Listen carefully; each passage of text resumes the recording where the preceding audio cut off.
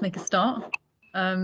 So we are here to discuss a very exciting opportunity to get some extra funding to make Treadgold House a 21st century building. And just to say that this meeting will be recorded, and if you would like to, obviously, so you can not use your camera if you like and remain anonymous, but it's only just so that other people who couldn't make it can view the presentation afterwards. So just to say also, if you want to put your name and your address in Treadgold, in your number in Treadgold in the chat, that would be really useful for us, just so we know who was here. If Linda doesn't already know who you are, Linda's going to be keeping track of everyone who's here today. So, I should say, my name is Kat Drake, and I am the Sustainability Programme Manager at Lanc West. I don't believe I've met many of you. I've met Nissia before, but I don't think I've met any of you before. So I hope we can meet all in person at some point. And we are going to talk today. I'm going to start by just telling you a little bit about the sustainability programme and our vision. And then James is going to talk to you about this funding opportunity, and also about the specific ideas, which is a kind of concept design that that some architects have come up with. And then we'll talk about how you can get involved in making the decision.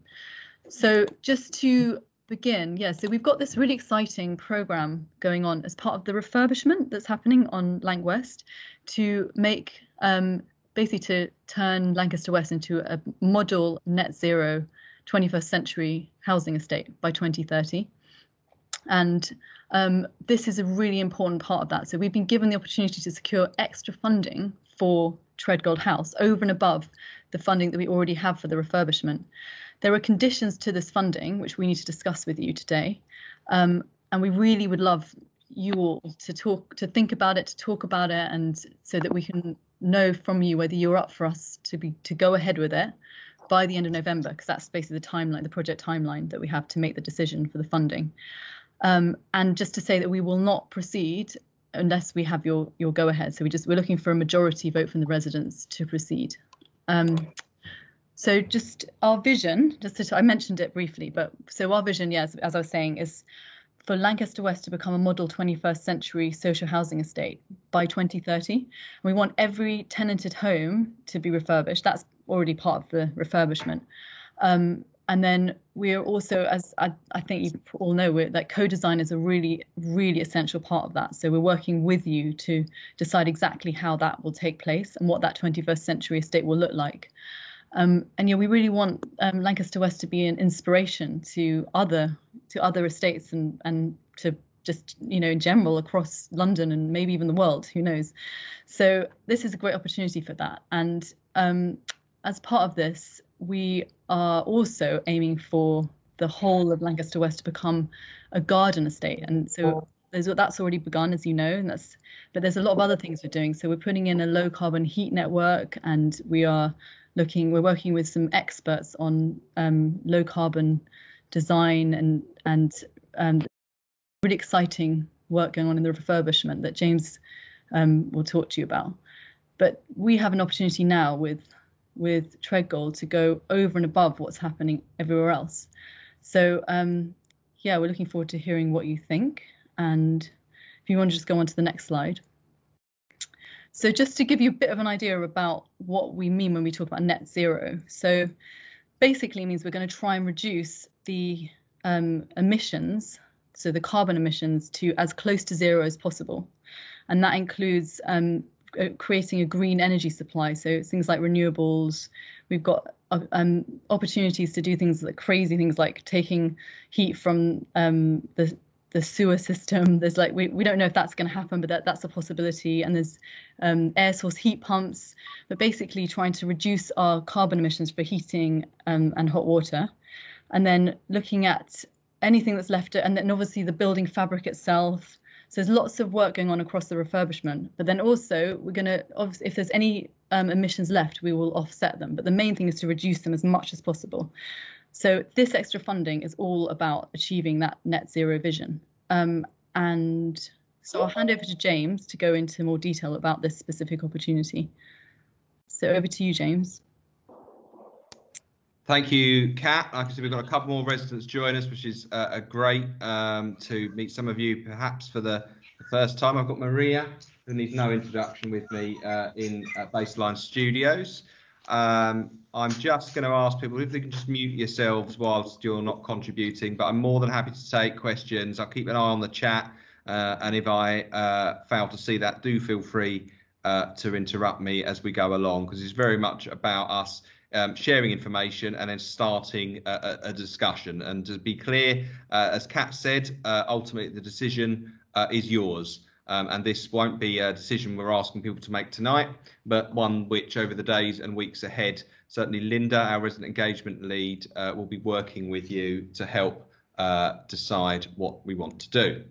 So what is MustBe0? So essentially it's an EU programme which is committed to improving the energy performance of buildings.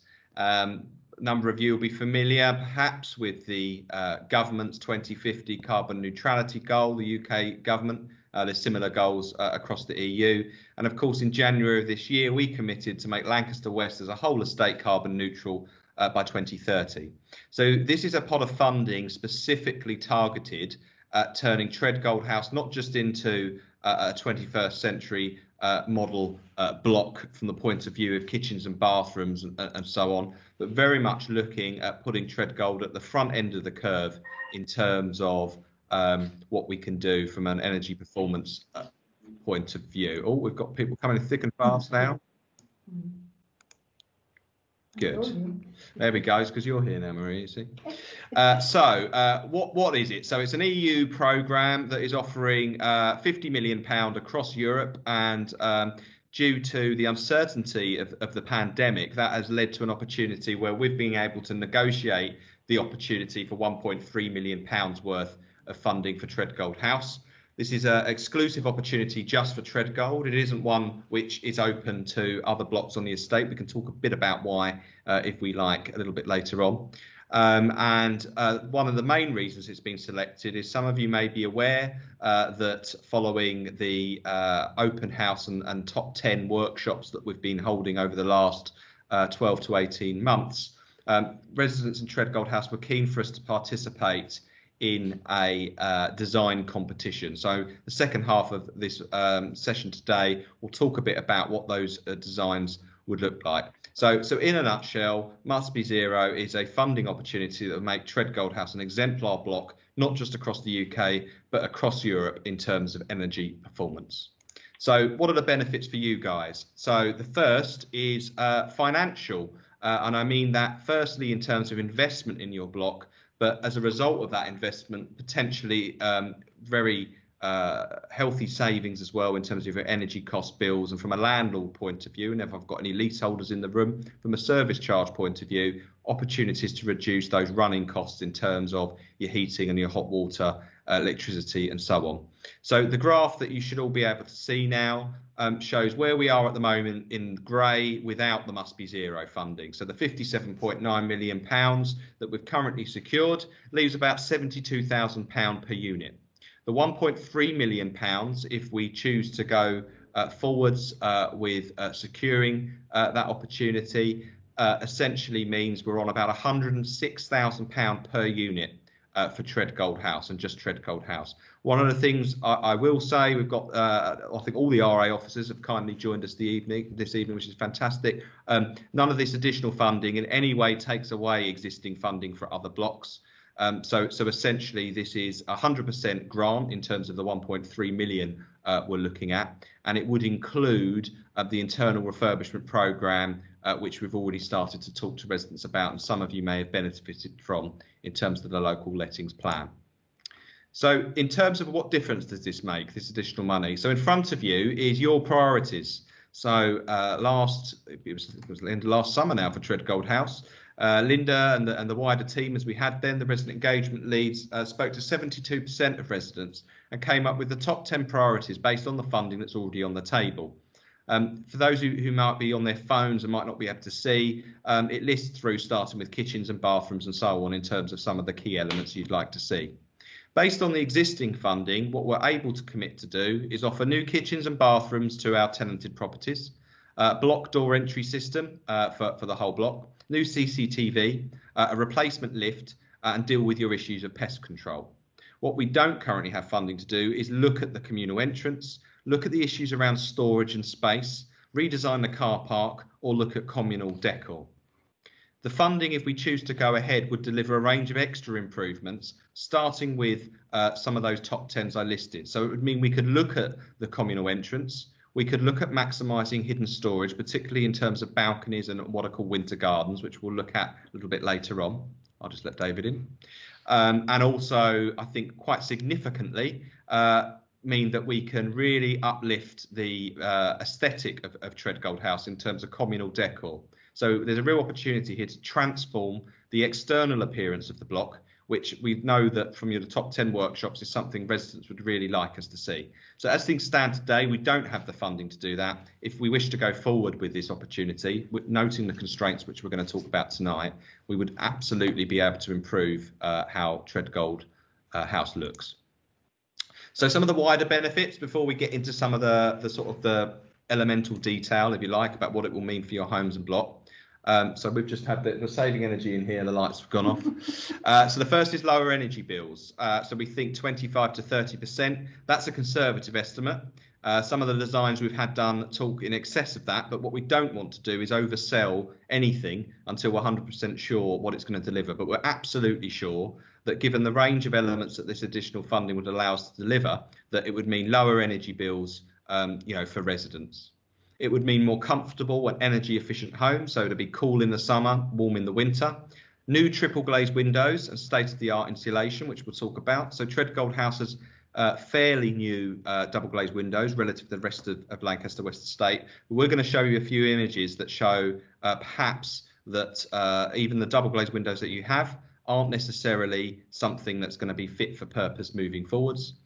Increased safety in terms of the removal of gas and using non-combustible materials, which we're going to talk about in a lot more detail for quite obvious reasons. Potentially increase the balcony space, which we're going to look at as well. New balconies for some properties, plus ground floor flats could have some of their own private outdoor space, and we've got some visuals to show that. Another thing is ventilation systems. So I know some residents are concerned about mould and condensation, and what that will do is introduce fresh air in a way that it doesn't equally leave the heat to escape from the building. So using what's called mechanical ventilation with heat recovery to bring in fresh air and basically heat it with the outgoing stale air. So we can have a little look about how that would operate. A more modern looking building, which as I said, we currently don't have funding for. And I think the key thing is around the process. So residents will still help to co-design. So we're going to show you some designs from the design competition, but I can't express enough. They are just indications. Nothing is set in stone. And if we choose to go forward with the funding, we will have a design stage where we will be looking to incorporate all your feedback, all the conditions that would be asked of us by the EU to secure the funding, and design something that residents would be part of as much as they would be if we weren't to secure the funding. The last thing I would say, which is to do with the conditions of the grant, is that the requirement is that all works would be complete by the end of 2022. What that would essentially mean is that Treadgold House would be the first block on Lancaster West Estate to be fully refurbished. So in some ways we are bringing forwards potentially some focus with this additional funding. There is obviously some of the stuff we need to talk about around disruption and how we potentially manage that. And I know in the WhatsApp group I've answered a few questions that have emerged about that, but they're just some of the benefits that we want to outline. So what's the catch? We really aren't here to push this or sell this. We're purely here to share with you the opportunities so that you are as informed as possible to effectively vote on whether you want to support the proposals or oppose them, and that is entirely up to you. So some of the conditions are as follows. For reasons I'm going to illustrate shortly, it would require new windows, so we would be looking at triple glazed windows to replace the existing double glazing. We would be looking at solar panels or photovoltaic panels, to be more accurate, which would be on the roof. That would mean Treadgold House generates its own electricity. So for your communal lighting, for your lift, and also to offset some of the new innovative ways that you would be generating heating and hot water, and we'll talk about that. Mechanical ventilation and heat recovery, so that's a really modern form of ventilation, which I've outlined already. To be absolutely clear, one of the conditions is around insulation. And I would imagine this is something which we're going to have a lot of conversations about, and we're going to talk about some of the opportunities to engage with residents, given the very obvious concerns, given where we are and why we're all here, around forms of insulation. But one of the conditions, to be absolutely clear, is that we look at forms of insulation, and that's primarily to the roof and to the walls, and that includes the windows. So when we talk about the walls, 35% of all of your building's heat is going through your walls currently, and we'll show you some visuals.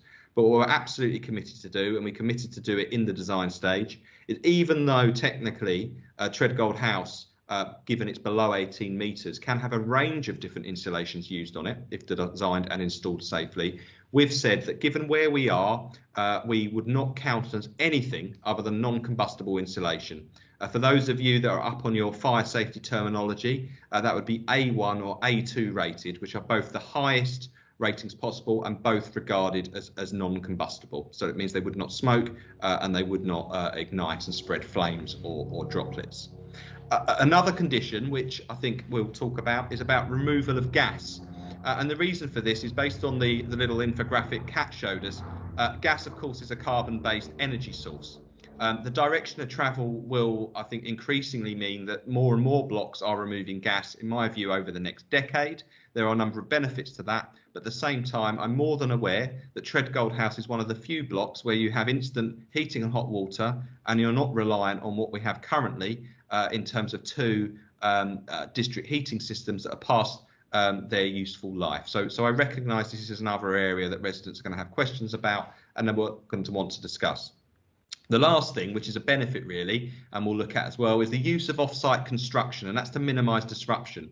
So although we're saying more investment and in many ways more work, actually one of the conditions of the funding, and it's primarily coming at things from a point of view of replicability and being able to do what we do at Treadgold, potentially across the UK, if not Europe, they'll be looking for us to develop panels, so new walls potentially with windows already installed, to minimise the amount of on-site work. So although that is a condition, I think it's very much one which would bring benefits to residents, and we'll talk about that as well. So external wall insulation, I think, is one of the elephants in the room, which I think is important for us to address. So I've mentioned already about 35% of the heat from Treadgold House escapes through the walls. To achieve carbon neutrality, whether it's now, in 10 years or in 30 years, essentially we need to stop heat being lost from the building fabric. External wall insulation is much less disruptive than internal insulation. So there are different types of external wall insulation, and there are also different types of insulation generally. So there are various different ways that the design phase will look at insulating Treadgold House. It is possible to deliver sizable benefits by just primarily looking at internal insulation, but we know you've already got concerns about your flats and property sizes in terms of size. Internal insulation alone can mean, depending on how many external facing walls that you have, that you would lose a significant amount of footprint in your property. So in a nutshell, your rooms would become smaller. So that's another problem with internal insulation. So as well as helping the environment, insulation will help improve the comfort of your home in terms of warmth, particularly in the winter, tackling fuel poverty and lowering your bills. And again, I can't emphasize enough, we are really keen, and we've held webinars where we've talked about insulation already, and I think this will be part of an ongoing conversation that residents are comfortable and happy and will be able to choose the right design and the right insulation solution, and we will obviously go for the highest possible safety rating. So I just want to show you another building, and this is a before and after from Wilmcote House, which is actually an award-winning block based down in Portsmouth. A number of colleagues, I think Abbas came down with us and a couple of other residents as well, to look at this in January.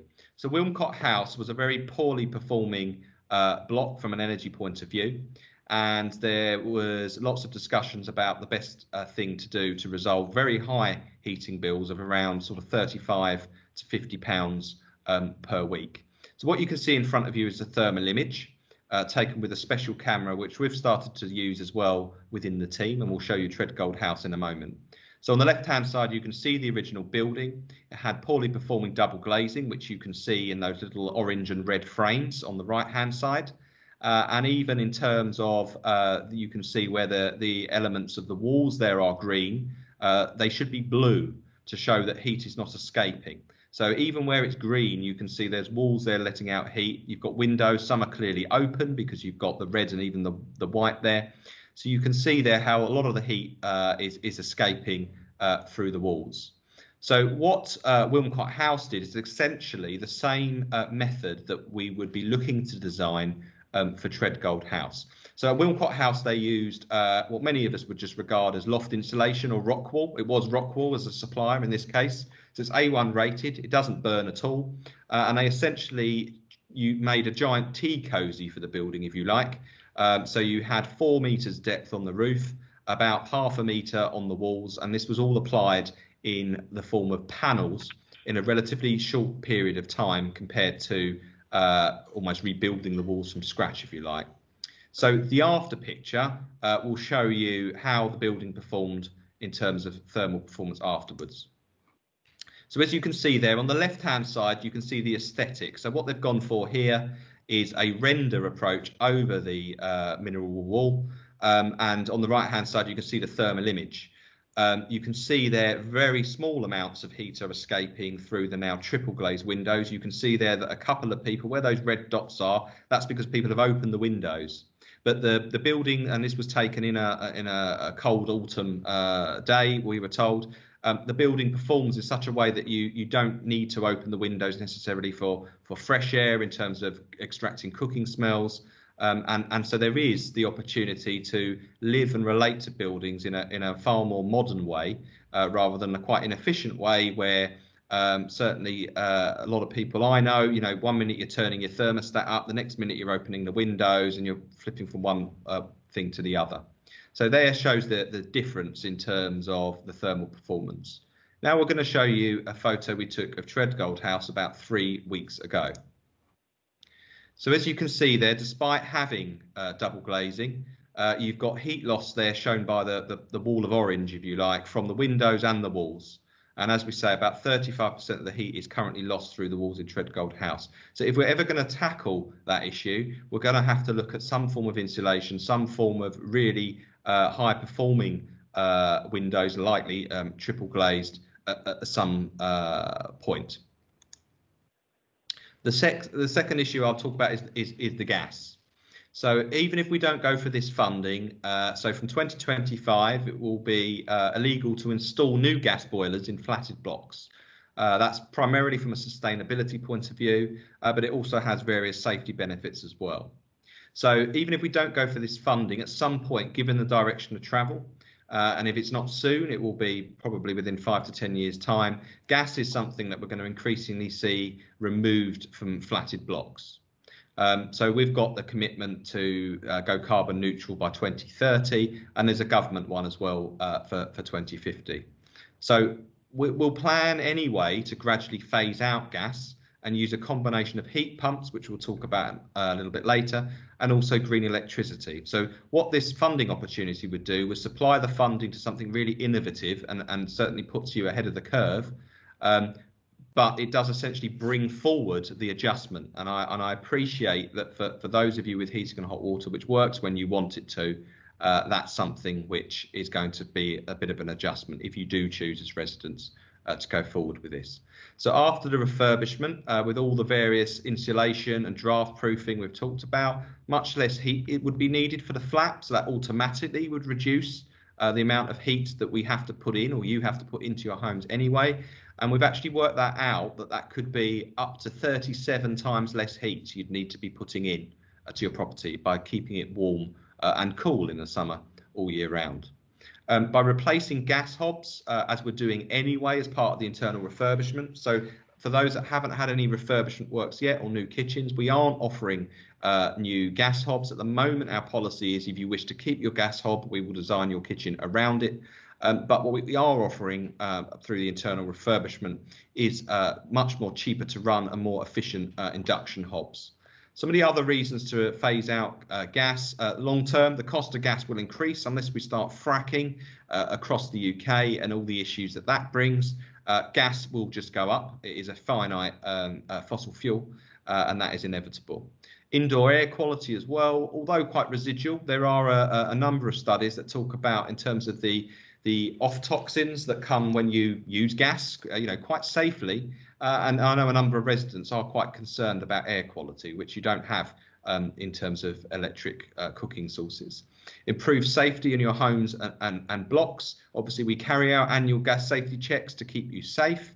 And often where there are incidents and explosions of gas appliances, they're often in the private rented sector or in owner-occupied properties. So I don't want anyone feeling that their gas is inherently unsafe, but it does require work that we need to do to check on properties every year to make sure all your homes are safe. And we have 100% on most days in terms of having an annual gas safety check. And when one does drop off, we get into that property very quickly to make sure that the gas boilers are safe. And last but by no means least, it reduces carbon emissions by moving away from gas. So increasingly looking at electric sources and green sources of energy will mean that we minimise the impacts of runaway climate change and all the various challenges that's going to bring in terms of climate, drought, environmental refugees, and so on, which is obviously a global concern. So nearly come to the end of the first section, and I'd probably welcome some questions actually, because you've all been remarkably well behaved, to the point I'm not sure I'm actually speaking to Treadgold House residents, if I might say so, Maria. Of course. Have you? Okay, all right. I'm waiting for something. Okay. What's that, Fiona? Sorry. I said, wind your neck in. We're all very polite. So the proposed decision-making process. So it is a proposed decision-making process, and if people feel strongly in any way that it's not the right process, then we absolutely would want to take your views on that. So we're going to try and speak to every resident in Treadgold House. So Linda Fenelon, who's with us tonight, she will be keeping a tracker to make sure that we've spoken to everybody who we can, and certainly given everybody the opportunity to engage with us if they wish to. So we really want the majority of residents to give a view, one way or the other, or equally to tell us they don't really mind either way. And to move forward, what we would really like is a majority of residents to agree to proceed. So ideally, if we get a majority of people to at least give us a view, and a majority of that majority, if you like, agree to proceed, we will give opportunities for people to feed in any concerns they have. This will be an iterative process. So I think the next slide will talk about, or later in the presentation, I think we will talk about the various different ways. So I know people can ask me questions directly on the WhatsApp group. I know Linda's doing a range of other things. I think we've got a letter that's going to be dropped in the next couple of days. These slides will be dropped as well with it for the people who've not been able to join us tonight. But the one hard deadline we have, which is a funding condition, is we do need a decision either way by the end of November. So that's not a deadline we've made up. That's one from the funding body, because otherwise they would want to look at other blocks or other residents who might support this level of investment. So as we say, in terms of the timelines, and I will genuinely invite questions either in the room or virtually. So residents make a decision either way by the end of November. If residents would like us to proceed with this opportunity, then we will crack on with the procurement and the project initiation, which would take a number of months. Residents can be as involved in that as you wish, as we have been so far. We had 40 residents involved in our design team procurement earlier this year, and that has been hugely successful. And in terms of works, we would be looking from April 2021 to the end of December 22. And in terms of the phasing of those works, that would all be decided by that design process. So we would continue to do internal refurbishment where properties become void or where people's properties are beyond what we call a patch repair or economic repair. So it wouldn't be a case of we're pausing any internal refurbishment, but it would make sense given the scale potentially of some of the work, although we'll talk about how it might actually look in a moment after some questions. We're definitely in a stage where it makes sense to wait to see what the successful design team, if we do go forward, would recommend. So do I have any questions at all, comments, concerns for us to reflect on? I'll wait a little while. Maria? About the insulation. James, just making you aware, there is a question in the chat function as well. Oh, thanks, Des. Apologies who I've missed there. I can't see one. Someone read it out for me. So the question is, what is the minimum percentage of residents' approval for the proposals to go forward?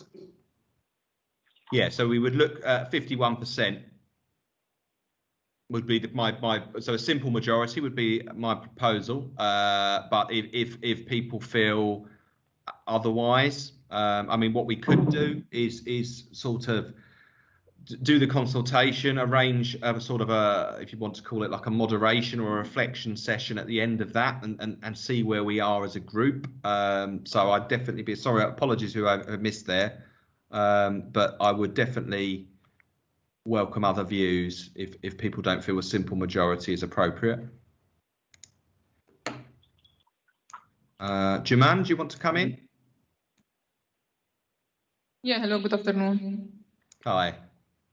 Just regarding all these steps you are going to do, because we at the beginning of after the fire and everything around, we heard a lot of promises, large and bedrooms, play area for children, and many things. And at the end, there is no fund for all of these things. Are these also non-funded or planned already? Yeah, that's a great question. So I think what I will start with saying is we recognise there are a range of things which residents have asked us to consider. So even in that list of top 10s I showed you, redesigning the car park is not something that this would fund. Now, there's probably stuff with the car, just to pick that as an example, we could do anyway. But if it was something fundamental, and with the ideas days, I think they're absolutely the right thing to do, but they weren't in any way tempered with cost realities. What certainly Des's team is working hard on is to secure additional grant funding. So you mentioned children's play areas, garden spaces and so on. So we will talk a little bit about some of the benefits that this grant funding would bring. But Jaman, you're quite right in terms of there are other things outside of the block that residents have asked us for. And I wouldn't want any resident to feel that we would go, if we went ahead with this, oh, well, Treadgold's got its 1.3 million, you know, let's stop. And just to give you a sense of the scale, we had 3 grant bids that we submitted last Thursday evening for a range of other blocks on the estate. And in terms of the total number of different grant bids and low interest loans and so on that we've been bidding for, that's already in excess of £25 million. So the team is working really hard to meet your expectations and in many cases what you've been promised. And as I say, we'll be very close in the next couple of weeks to have a dedicated design team who work with us to procure, if we go ahead with this proposal, the people who will design the carbon neutral sort of final specification for Treadgold House. And as part of that, we would want to see if we can do everything we can. And I know the green spaces are certainly something I've had discussions with Maria about. And we would by no means stop our ambitions there. Is that okay, Jaman? Yeah, thank you so much. But really, because of all the children are promised here for a playground and they are waiting and there's nothing, and we have a very large green area, as you said, we are not allowed to do like any picnic down. Many of us do it. It's illegal for us. But there is no other choice. The local playground here is not safe enough for children. There's a lot of problem around. Yeah, no, I and hear as you said, the car park is not safe. Many complain around all the children around here, but there's no other choice. Absolutely, and maybe probably a feedback for myself and Des. The Treadgold green space is perhaps one we could look at in terms of some of the grant funding opportunities that we're exploring. So far, we've focused on a range of other, if you like, existing green areas to some success. I've got the tea garden just behind us here at Barrendon, turning a disused concrete space into a garden that the residents of Barrendon will certainly seem to make great use of. So we would absolutely want to work with you on all or any other suggestions in addition. Maria? Thank you so much. Thank you, Jaman. Maria, insulation.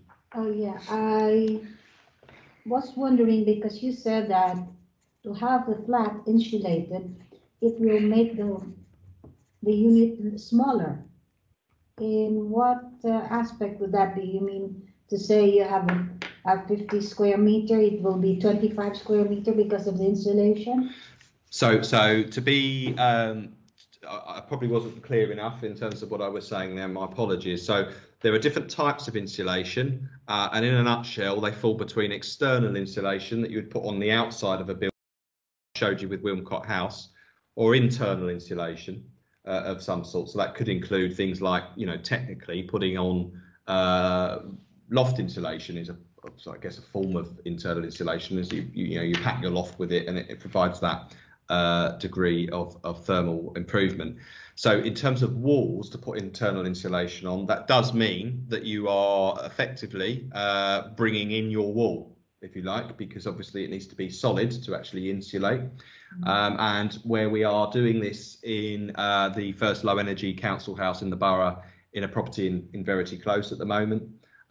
Sharon, as you're here, I might like to bring you in, but am I right in saying we've lost about 5 centimetres in terms of some of those external facing walls? So that is the depth?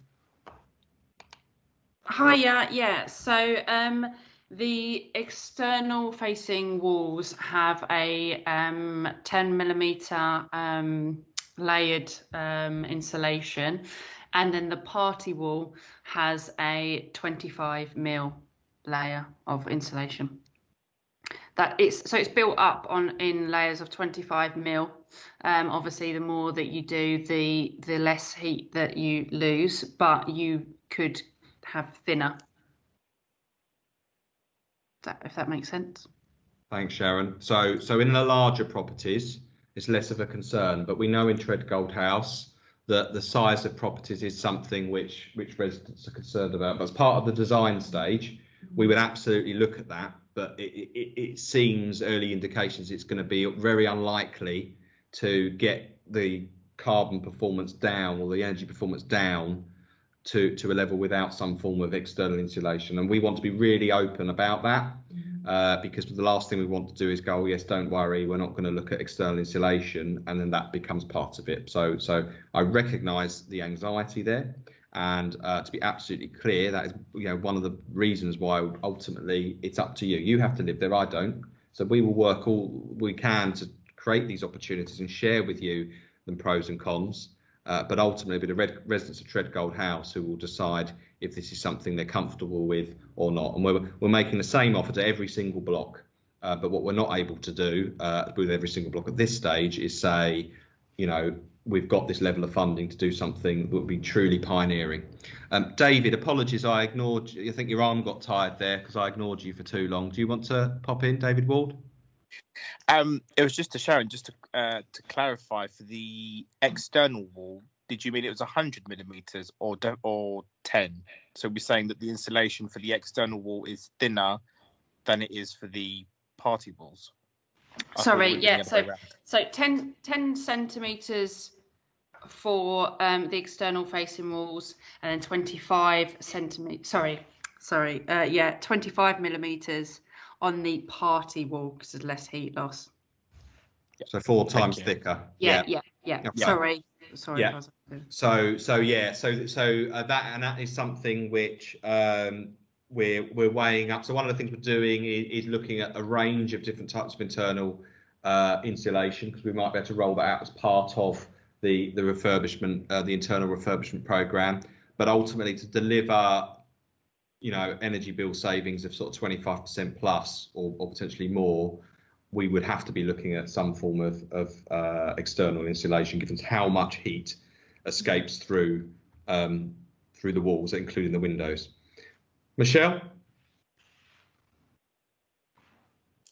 Hi, just a quick question.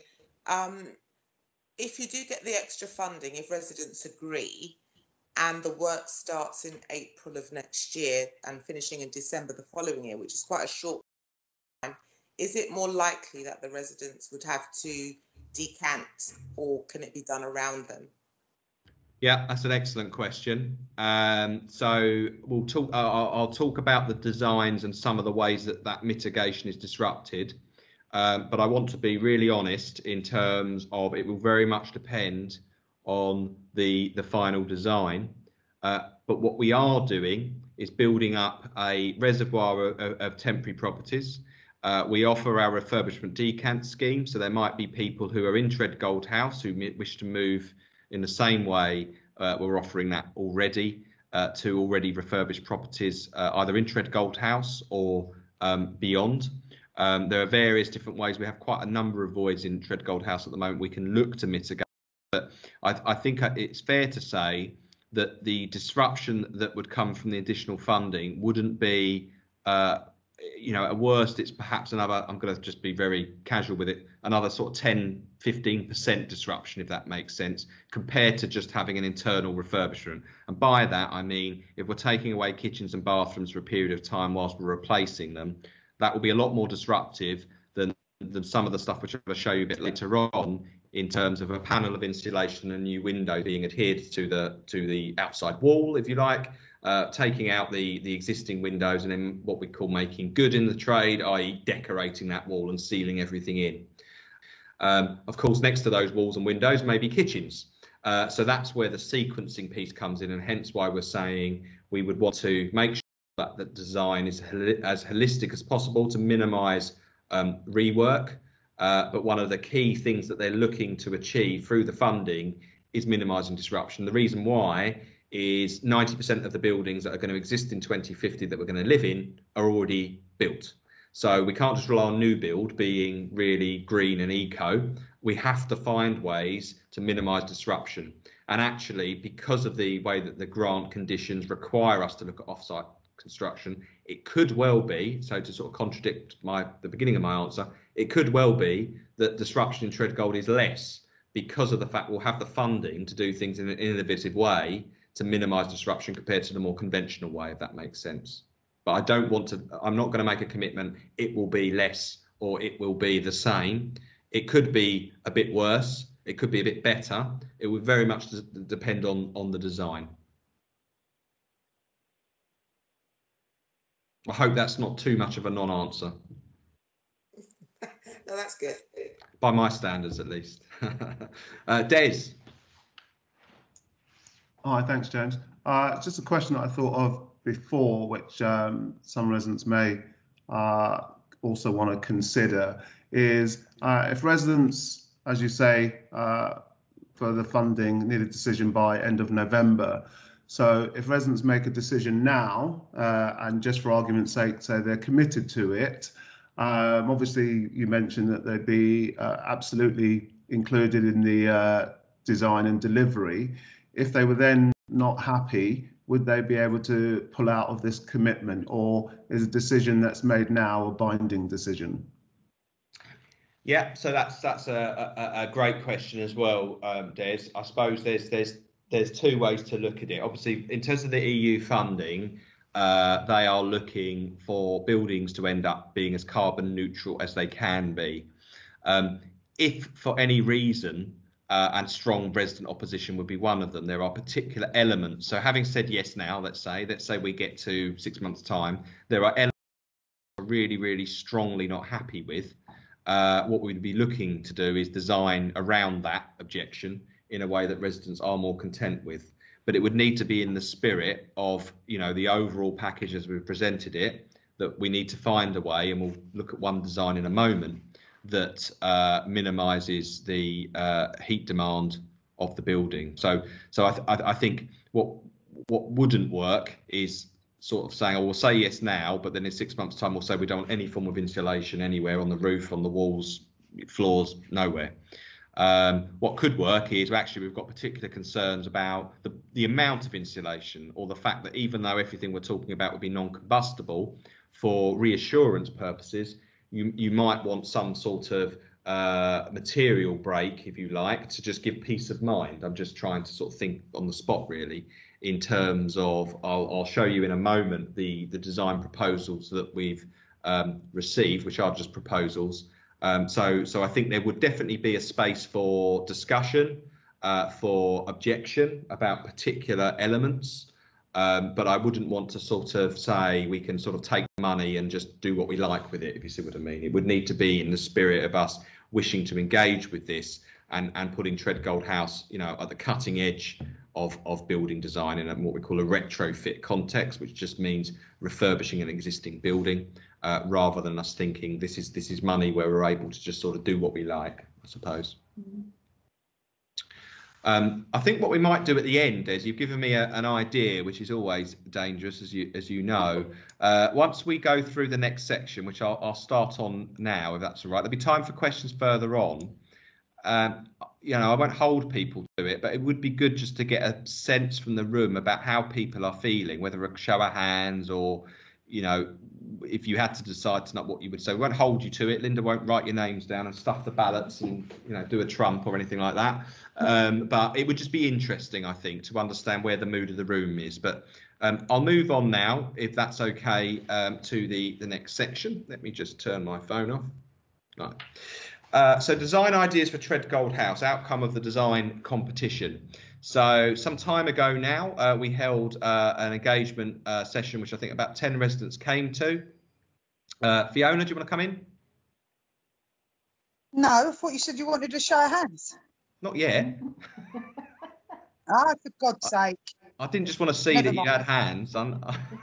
I just wanted to interrupt you because it's just so long. Well, I was going to say, you did a great job on it.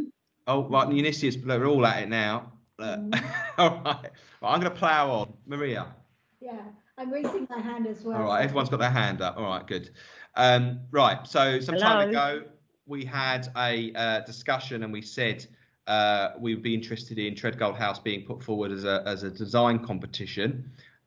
What we hadn't been able to do until now, now everything's been finalised, is to share with you that design. And so we're going to show you the overall design as much, and it just to bear in mind, aesthetically, it's more in terms of how the building functions than how it looks. You can see there an artist's impression in terms